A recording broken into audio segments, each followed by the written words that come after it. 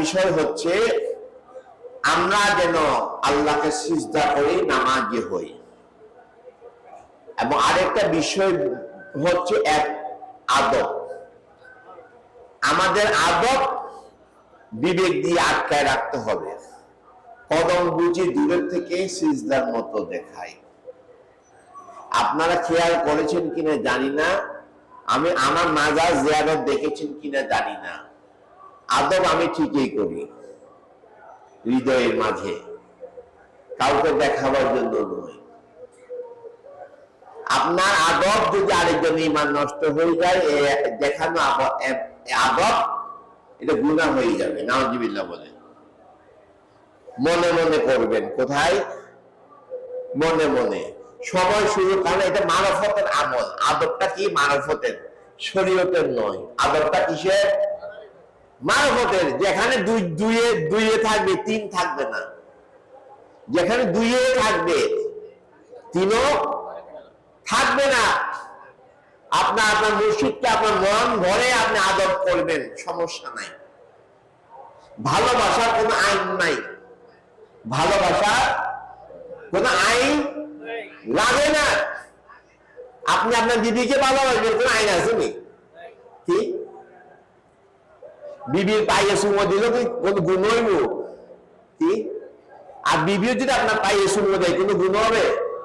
ভালোবাসার কোনো আইন নাই। আমি কি বুঝাতে পেরেছি? কিন্তু জনগণকে দেখাবার যে উদ্দেশ্য, নিজের ইবাদতকে সস্তা বানাবার জন্য কাজ করবেন না। নিজের ইবাদতকে সস্তা বানাবার জন্য কাজ করবেন না, মনে মনে করবেন। কদম বুঝি করলে কদমে হাত রেখে চুমো খাবেন, হাত রেখে দুই হাত দিয়ে চুমো খাবেন কদম বুঝির নিয়তে। কিন্তু অনেকে দূর থেকে এটা শেকায়াত করে, ফিতনা করে। কি করে? ফিতনা করে, দ্বন্দ্ব করে, আমাদের তরিকতকে হীন ছোট খাটো করার চেষ্টা করে। এগুলো সুযোগ দিবেন না। আল্লাহ নবী দ্বীনের দাওয়াত শুরু করেছেন তার পরিবার থেকে। আপনারা আপনাদের পরিবার থেকে দ্বীনের দাওয়াত শুরু করবেন।